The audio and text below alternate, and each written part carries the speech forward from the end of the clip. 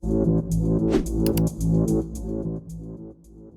the actual customer's perspective, do you think they're expecting, like, for instance, this year, if we want to be really successful and you and I are game planning this year, how much more do we need to over deliver the overall client journey and client experience with, like, call it white gloves, red carpet?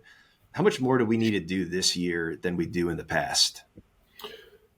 Well, I mean, the customer experience is whatever it is, right? If it's a good one, it's a bad one, it's a Yeah. so-so one. But I mean, in my business, something we really focused on was, the customer experience and all the things that went into that, and we had constant dialogue about it. I think it's ultimately important, and I can tell you this that you know, and you asked me earlier about another time that's as tough as now. Well, this was the time that was tougher than any other time that I ever experienced, and that was late '08, '09, 2010 when we're having the Great Recession.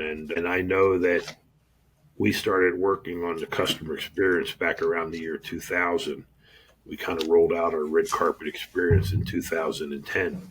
But I know the fact that we were taking care of our customers, we were servicing the hell out of them, we were really focused on making a great experience. Those customers coming back and buying additional work and giving us referrals actually allowed my business to survive through the Great Recession. There, I have in my book a list of about 35 companies that I competed with in 2007, 2008, that by 2012 were all out of business. 35 companies in my local market Wow. here in Southern California. And quite frankly, most of them sold what they sold for less money than I sold what I sold for. So the statement, if you take care of your customers, they'll take care of you.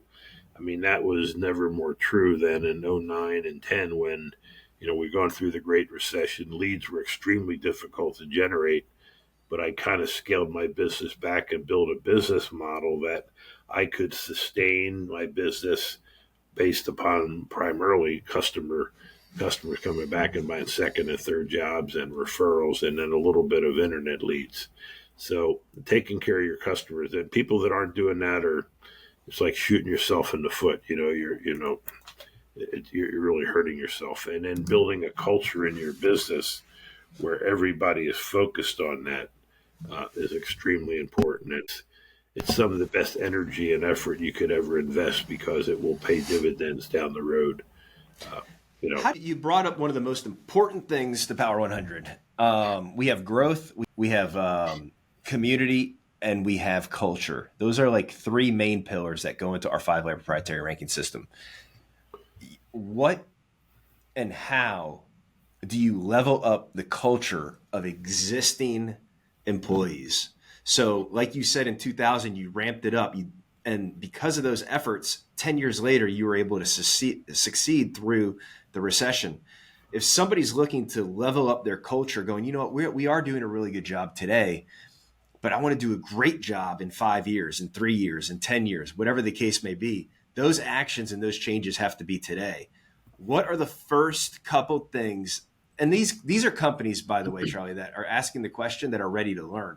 They're already great companies. They're already, 10, 20, $30 million companies that are doing great business.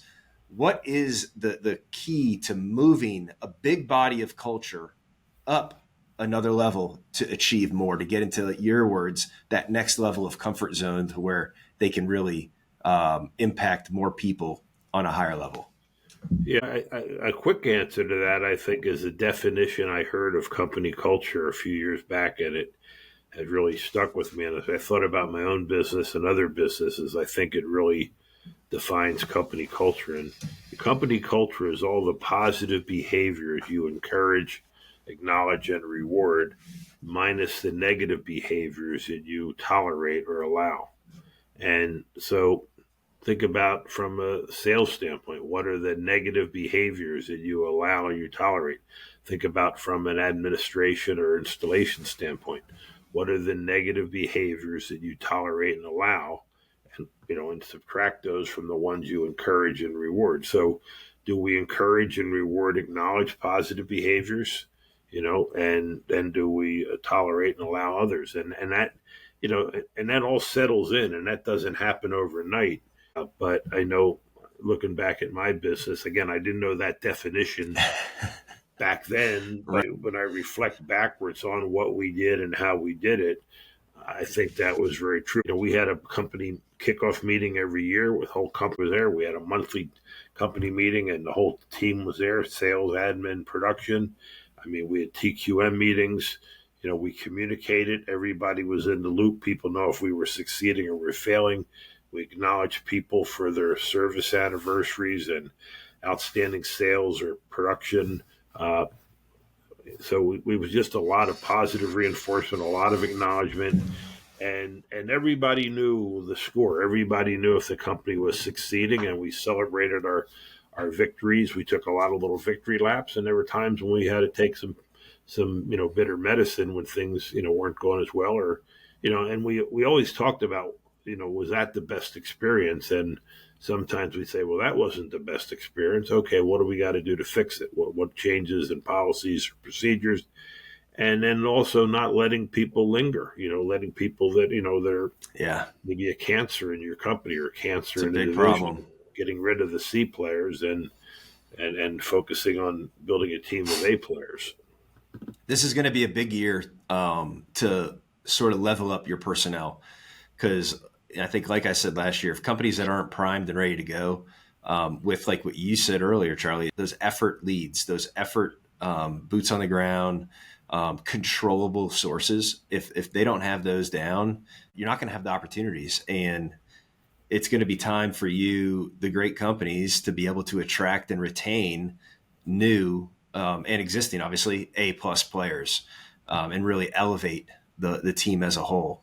So both from a culture, from a profitability, from a growth, from a community impact, there's just so many positive things that can happen when you put great people together. And also I want to reemphasize it from what you're saying, Charlie, having those meetings and people on the same page.